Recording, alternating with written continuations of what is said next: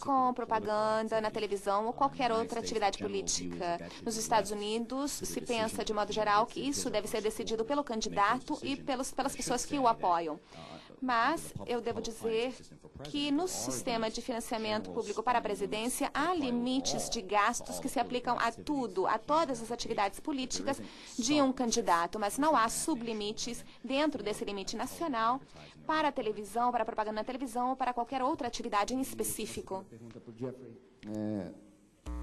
Quais são especificamente os mecanismos que garantem transparência e accountability, rendição de contas, no que diz respeito ao sistema americano, e quais que você julga que sejam os mais eficientes, mesmo fora do sistema americano, para garantir transparência e rendição de contas para os sistemas eleitorais?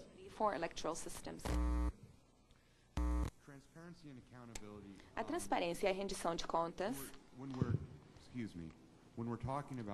Quando falamos em transparência e rendição de contas ou responsabilização na área de divulgação de financiamento político, falamos essencialmente na comunidade regulamentada que precisa divulgar as suas despesas e os seus ativos e passivos para um corpo governamental. Aí, se essa instituição governamental pode tornar essas informações disponíveis para o público através da internet, através da mídia, através da sociedade civil, e os jornalistas e a sociedade civil podem acessar essas informações. Em alguns países, há legislação específica para a liberdade de informação. Mas eu acho que o mecanismo mais eficiente, como eu disse, é ter um sistema de divulgação em que os partidos políticos têm a capacidade de cumprir essa legislação de divulgação, e essa informação é colocada à disposição do público através da internet e outros meios. E que a sociedade civil e a mídia, então, tenham a capacidade, o poder de saber como usar essa informação para examinar de perto essa informação e fazer uma espécie de auditoria social dessas informações, que venha a complementar a auditoria e a investigação do regulador de financiamento político em si. Uma pergunta à professora Adélia, acerca inclusive de um assunto que tratamos ontem. Como é que se pode desenhar ou planejar um sistema que seja a falha de, vamos assim, seja um sistema eficiente, no sentido que seja capaz de minimizar as falhas das pessoas, ou seja, das práticas e dos valores que estão por trás desse sistema? Se é um caminho. Supongo que a pergunta apunta.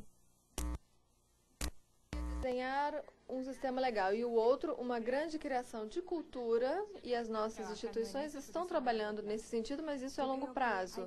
Eu acho que é necessário buscar uma combinação que privilegie a transparência como primeiro objetivo, que cada vez que coloque uma proibição ou uma restrição, esteja adaptado para poder controlar essa proibição ou esta restrição, e que forneça informação à cidadania em um tempo oportuno e informações que sejam relevantes. Durante muito tempo, as legislações da América Latina, em particular, informaram ao cidadão 6 meses ou 1 ano, ou até mesmo 2 anos depois da eleição. Então, essas são ferramentas para dar poder ao cidadão. Portanto, o cidadão deverá ter algo dessa informação antes de votar, não depois. Então, precisa ter essa informação para poder complementar o que seria o sorriso do candidato nas fotos. Nos cartazes, tem que ter informação para complementar e poder, então, saber se o discurso da campanha é coerente com a conduta desse candidato. Eu vou dar um exemplo concreto. Na França, o Partido Verde, o Partido de Ecologia, depois da eleição, foi objeto de uma investigação por parte de um grupo acadêmico que descobriu que esse partido francês estava sendo financiado pelo laboratório químico Sandoz, responsável e juridicamente condenado pela contaminação do rio Rin. Então, se os eleitores do partido tivessem tido essa informação antes da eleição, então eles tinham votado num partido que diz algo e é financiado com fundos e faz compromisso com outras pessoas. Então, bom, temos que complementar com a informação fornecida, com as proibições que são colocadas.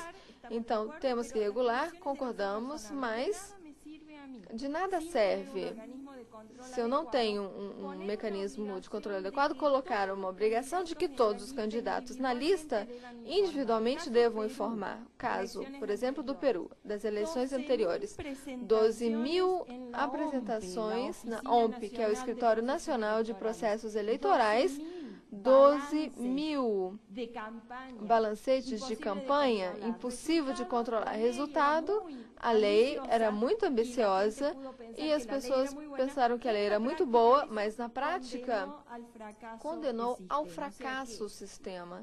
Então, tudo que exigimos tem que ser controlável.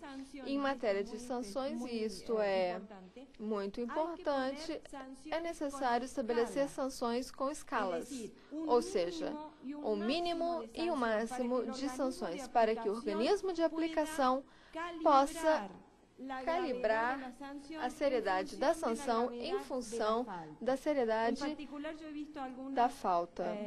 Particularmente, eu vi algumas normas e projetos de lei no Brasil que apontam, inclusive, para pensar que quando um partido esteja envolvido no financiamento ilegal da campanha, que chegaria até mesmo à anulação dos votos obtidos por esse partido. Bom, essa sanção, que aparentemente é tão grave, gera dois problemas. Número um, os organismos de aplicação não gostam de tomar uma decisão desse nível. E número dois, em vez de estar sancionando o partido, estão sancionando aos cidadãos que votaram para esse partido com uma ideia ou como um programa de ação. E provavelmente com isso acaba até mudando a representação dos partidos no Congresso. Então, as sanções, elas precisam ser sérias, sem dúvida nenhuma, mas razoáveis. Então, o organismo de aplicação, e isso falamos com os tribunais eleitorais da América Latina, muitas vezes dizem, não posso aplicar essa sanção porque eu sou um organismo administrativo ou judicial. E a lei está dando uma ferramenta que significa mudar a representação popular. Então, tem um certo temor de chegar a apresentar sanções tão graves. As sanções precisam ser razoáveis. Obrigada, professora Adélia.